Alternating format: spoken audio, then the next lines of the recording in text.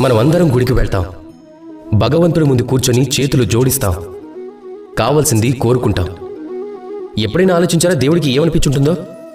నా భక్తులు నా దగ్గరకు వచ్చేది కోరికలు నెరవేర్చుకోవడానికి కానీ నన్ను కలవడానికి కాదు అని. అందరూ గుడికి వెళ్తారు, తమ తమ కోరికలని దేవుడి ముందు పెడతారు.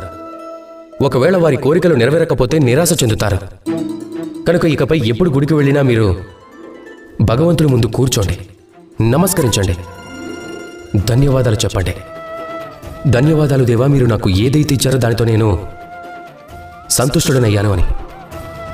నాకు మీ మార్గదర్శనం చాలు.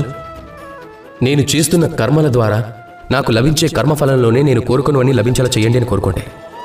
ఒకవేళ కోరుకోవటానికి మాత్రమే గుడికి వెళ్తే మీరు ఆ దేవుడి ముందు ఎంతో చిన్నవారైపోతారు.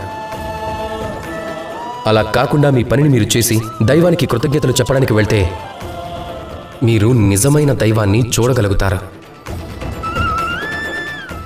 రాధాకృష్ణ.